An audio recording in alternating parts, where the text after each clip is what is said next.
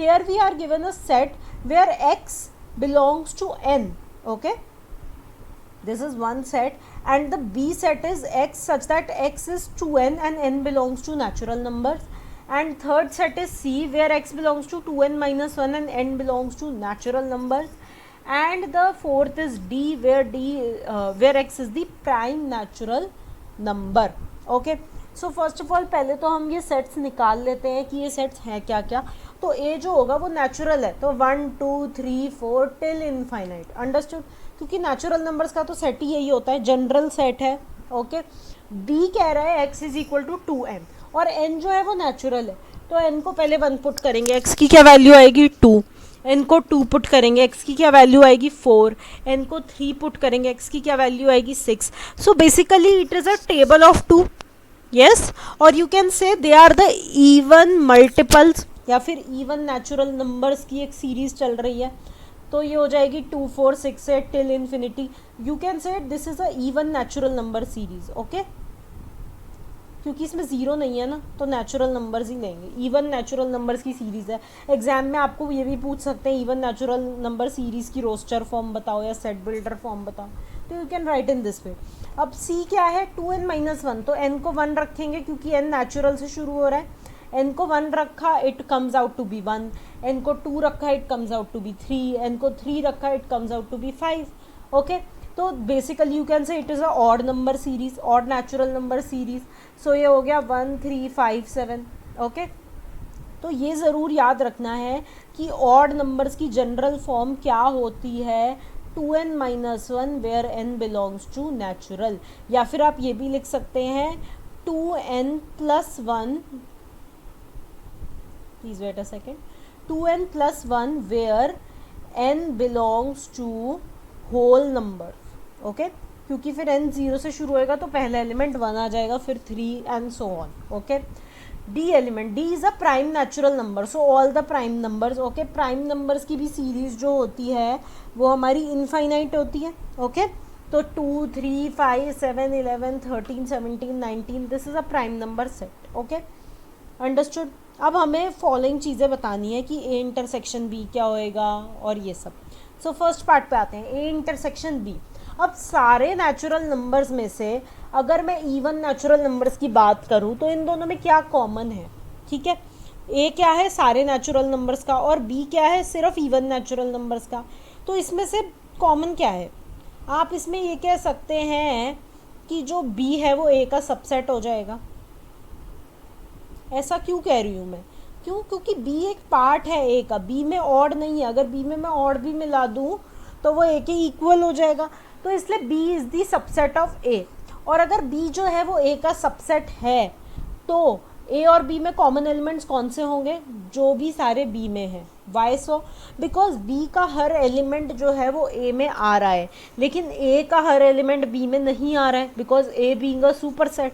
तो इसीलिए A और B में कॉमन एलिमेंट्स कौन से हो सकते हैं, मैक्सिमम पॉसिबिलिटी तक B ही जो है वो कॉमन पार्ट होएगा. तो इसीलिए फर्स्ट का आंसर हमारा B हो जाएगा, because only 2 4 6 8 would be common.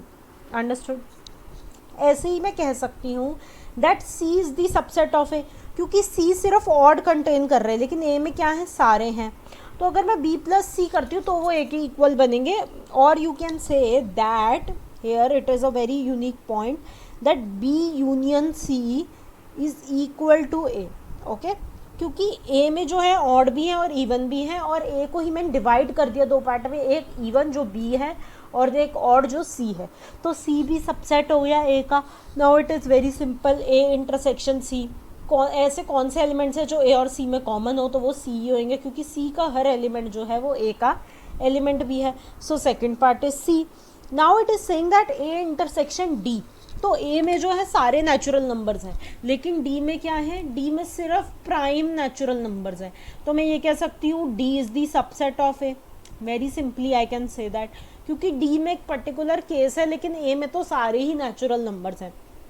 तो A इंटरसेक्शन D क्या होएगा, all the elements that are common to A and D, and all the elements that are common to A and D belongs to D. Okay, so D is the intersection, क्योंकि D के सारे elements A के elements हैं ही हैं, ये तो हमें पता ही है.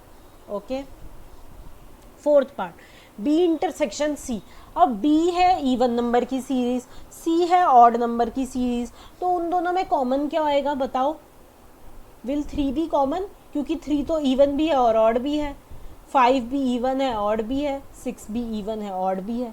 नहीं, ऐसे तो आप बोल ही नहीं सकते कि कोई नंबर इवन भी है और ऑड भी है, ये तो मैथमेटिकल रूल्स का ही पूरा अगेंस्ट हो जाएगा। ओके, तो ऐसा कोई भी एलिमेंट नहीं है जो इवन भी हो और ऑड भी हो और नेचुरल भी हो, पॉसिबल ही नहीं है। तो इसीलिए बी इंटरसेक्शन सी कभी एग्जिस्ट ही नहीं करेगा, मतलब ये एक एम्प्टी सेट होगा, क्योंकि इन दोनों में कोई इंटरसेक्शन है ही नहीं। और जब किसी भी दो सेट्स में कुछ इंटरसेक्शन नहीं होता है तो वो दोनों सेट्स क्या होते हैं? डिसजॉइंट सेट्स, मतलब उनकी कोई भी जॉइनिंग नहीं होती है, आप ऐसे याद रख सकते हैं। तो इसीलिए जो बी और सी है वो दोनों डिसजॉइंट सेट्स हैं। Okay, proceeding to fifth part, B intersection D. Now here B is the even number series and D is the prime number series. तो मुझे एक ऐसा नंबर चाहिए जो इवन भी और प्राइम भी है। तो आपने सुना होगा क्लासेस में 6th 7th में पढ़ा होगा कि जो एक ही होता है सिर्फ मैथ्स में इवन प्राइम नंबर, और वो कौन सा होता है? 2। तो only 2 will be common in this. Why? Because और कोई इवन प्राइम नंबर होता ही नहीं है पूरी मैथमेटिक्स में, चाहे आप इन्फिनिटी तक चले जाओ, हमेशा ऑड नंबर ही होएगा प्राइम नंबर, सिर्फ एक ही इवन प्राइम होता है जिसको हम कहते हैं 2। Okay, so only 2 is common between b and d. Now sixth part, c और डी में क्या कॉमन है? अब सी जो है वो ऑड नंबर सीरीज है और डी जो है वो प्राइम नंबर सीरीज है। मैंने अभी आपको बताया कि सिर्फ एक ही इवन प्राइम नंबर होता है, बाकी सारे ऑड प्राइम्स होते हैं, चाहे आप इन्फिनिटी तक चले जाओ, है ना। तो इसीलिए जो सी और डी का इंटरसेक्शन होगा वो क्या होगा? सारे ऑड प्राइम नंबर्स, क्योंकि ऑड भी होना चाहिए और प्राइम भी। 2 को छोड़ के जितने भी प्राइम नंबर्स हैं वो सारे ऑड प्राइम नंबर्स हैं। अग्रीड? ओके, अगर मैं 2 को हटा दूँ इस सेट से तो मेरे पास सारे वो वाले नंबर्स बच जाएंगे जो ऑड भी हैं और प्राइम भी हैं। तो मेरा सी इंटरसेक्शन डी वही होगा जो सारे ऑड हैं और जो सारे प्राइम हैं। तो इसीलिए मैं इसको क्या लिख सकती हूँ? डी माइनस सेट ऑफ 2, कि मतलब डी में से मैं एक 2 एलिमेंट निकाल देती हूँ तो मेरा वही सेट आ जाएगा जो मेरा रिक्वायर्ड है, यानी कि वो सेट जो ऑड भी है और प्राइम भी है। अंडरस्टूड?